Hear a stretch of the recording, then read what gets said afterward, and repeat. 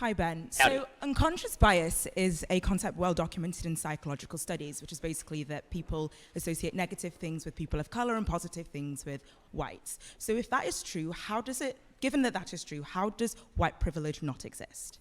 Okay, so you're asking about unconscious bias. I apologize because it's kind of echoey, but the question was, if there is unconscious bias, just to repeat it so I'm making sure I get it right, if there is unconscious bias, how does white privilege not exist?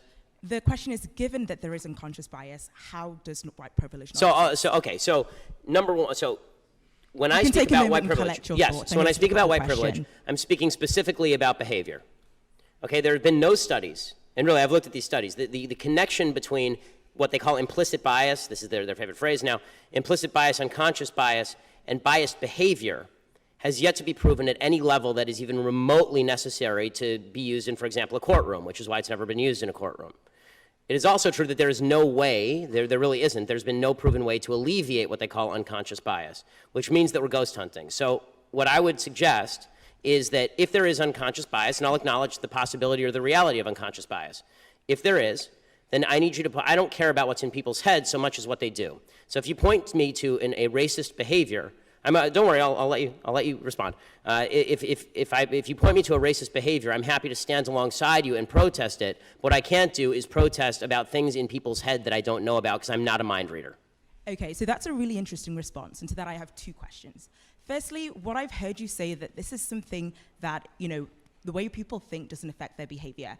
So that's the first thing you've said. So I'm really curious if you can kind of give me another example of a thought that somebody has which doesn't affect their behavior. Like, do people who, support Trump not vote for him? Like, I'm very curious about that. Yes. And secondly, so the second thing that I want to ask is that if it's something it's hard to fix, does it mean we shouldn't do anything about it? Because you said, I don't know if we can change how people think. Does that mean we shouldn't try? I mean, first of all, not a great impression. But beyond that, my voice isn't that low. But beyond that, as far as the first question, which is, do people have thoughts that don't manifest in behavior? Yes, all the time. For instance? For instance, every thought that you have about walking up here and strangling me right now. I assume like we have thoughts all the time that don't manifest in behavior, and this is true every single day. We consider thoughts that cross our minds. And the problem with unconscious bias is the idea is you don't even know that you're having the thought, right? So how can you stop it if you don't even know that you're having it? But then we should be able to gauge the unconscious bias and its impact on behavior. That's why it's unconscious bias as opposed to conscious bias. Right? The idea behind unconscious bias is that it's not even a ghost, it's a ghost of a ghost, because you don't even know you're having the thought. So people, the whole idea behind diversity training is the idea that you can retrain people to stop their chain of thought in order so that it doesn't manifest in behavior. I don't think that every thought manifests in behavior. If it did, then every time a man saw a good-looking woman walk down the street, a straight man saw a good-looking woman down the street, we'd have a real mess on our hands.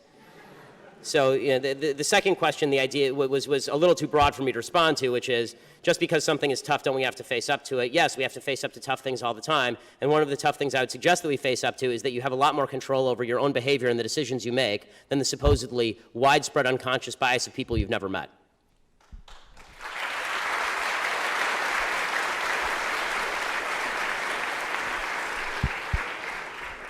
Moments ASMR, direito à gengivuda.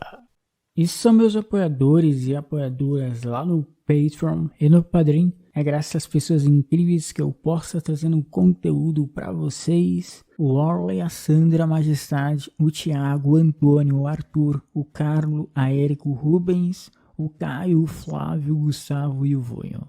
E a nossa mais recente apoiadora, a Spanish.vaz. Muito obrigado pela força, pelo apoio, por tudo. E galera, vamos fazer esse vídeo bombar em views. Dá uma compartilhada com as tias do Zap. É isso aí. Deixe seu like, seu comentário. Um grande abraço. Foi. Até mais.